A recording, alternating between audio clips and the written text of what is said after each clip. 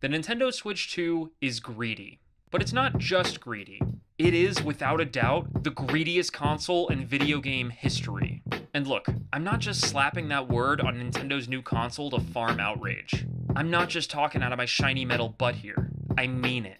I was a 90s kid. I had a front row seat to the console wars. I've seen every FOMO covered deluxe edition cash grab that video game execs have dangled in front of gamers. And I'm being real with you when I say that the Nintendo Switch 2 is so greedy that it puts every console that came before it to shame.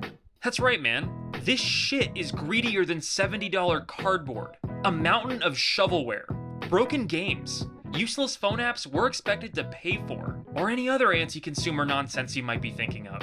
The Nintendo Switch 2 is greedier than all of them.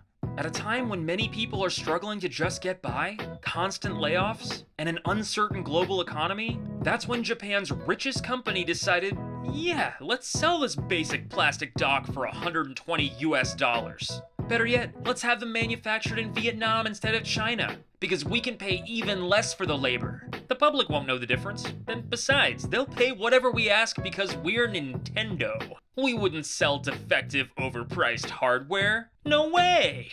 But how am I judging this console? How can I be certain that this is really Nintendo at its worst? My name is Clyde, and I'm not just a super trustworthy guy with a mustache. I'm a super trustworthy guy with a YouTube channel, which makes me an expert. And this is how I judge things. I call it the JDBI Index, and it's the one thing from my pathetic life that'll stand the test of time. Long after my YouTube channel's been deleted, and my children have forgotten about their cringy slug of a father, people will look back and say, man, that Clyde guy was onto something with the JDBI. He ate with that peak idea. No cap, he cooked them crooks. Skibbity riz bussin', boy. So here's how it works. Anytime a gaming company announces something bad, there's bound to be people talking about it online. Let's take this Reddit thread, for example, in which a fan is lamenting how Elden Ring Night Rain, a game they literally built to be multiplayer, doesn't have basic crossplay. That's a pretty fair thing to be bummed about, my guy, and good on you for speaking up. Anyway, to calculate the JDBI score for this topic, all we need to do is look at the comments section to see how many toxic company simps replied with, just don't buy it. Oh look, there's one, and there's another. By counting up these comments, we can calculate that the JDBI index value for this post is a respectable 45%. Not too salty, but high enough that productive conversation is probably doomed.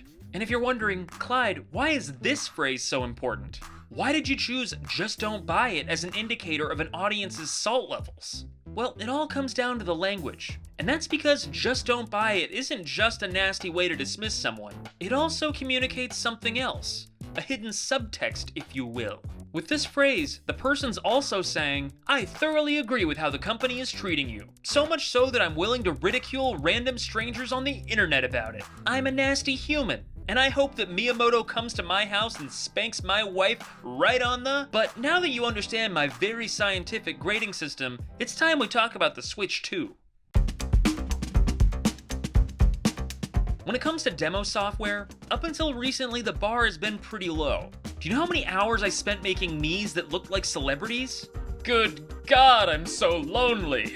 But Astro's Playroom on the PS5 was a big departure from all that. Not only was it a solid 3 to 4 hours of gameplay, it was gameplay that showed off the console you just paid money for. Controller haptics, graphics, water effects that make real-life water look absolutely mid by comparison.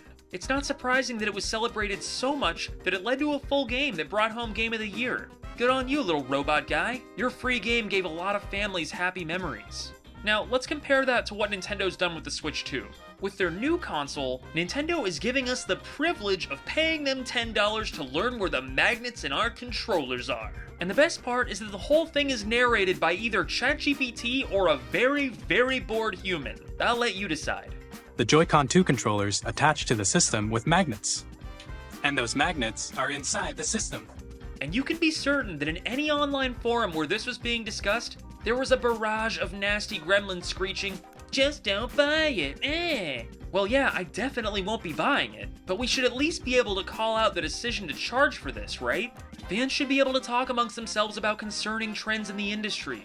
And speaking of concerning trends, Here's exhibit number 2 for why the Switch 2 is a greedy piggy. Bring on the empty game cartridges.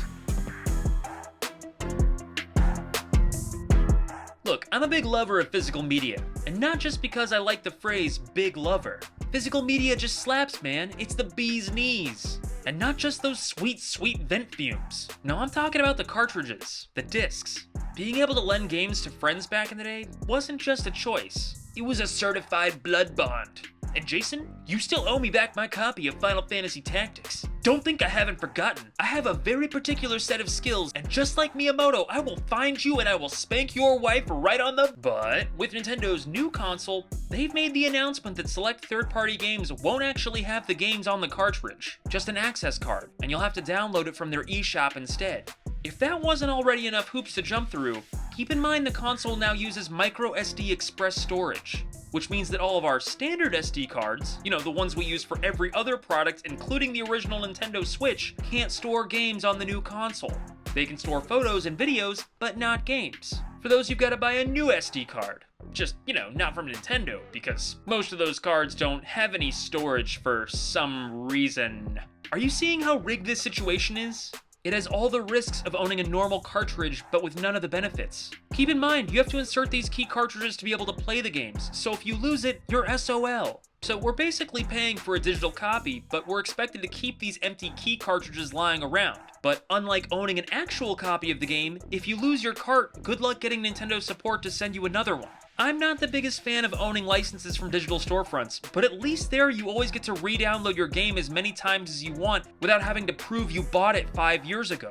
Likewise, what happens when Nintendo takes the Switch 2 eShop down? Just like they did with the Wii, and the Wii U, and the 3DS. Do all of these cartridges become completely useless? Are we not paying for physical media with an expiration date?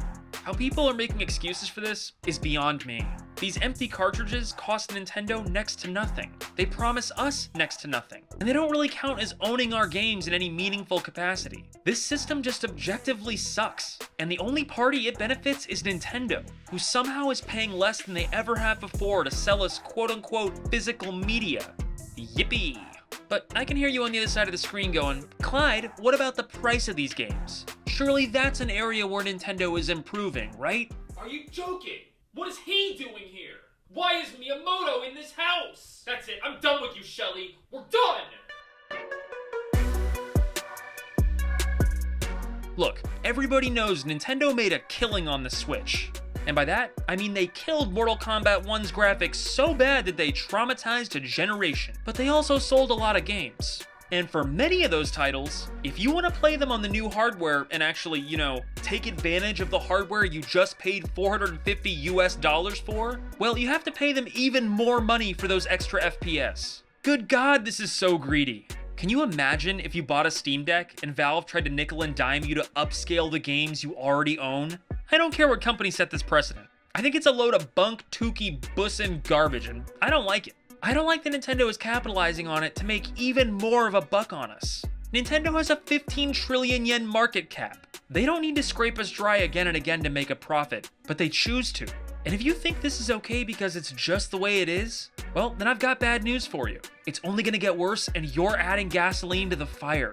You're the reason we have a button on the controller that we literally have to pay Nintendo to use. Spamming the phrase, just don't buy it, is exactly what they want you to do when they up the price of their games. They want an army of die-hard fans that'll pay whatever they ask.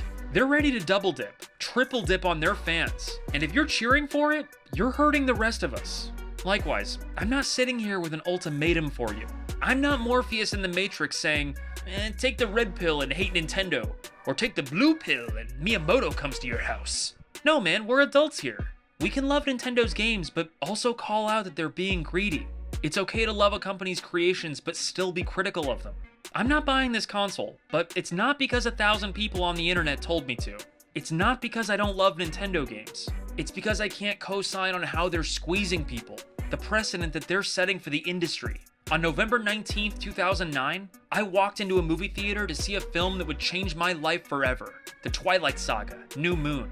At exactly 56 minutes and 7 seconds into the movie, Jacob Black takes off his shirt, and all around me, teenage girls scream so loud that my eardrums burst. I'm not exaggerating. The sight of this boy's abs made hundreds of girls scream so violently that the walls of the theater shook. Popcorn went flying. One girl crying hysterically spilled her drink all over me.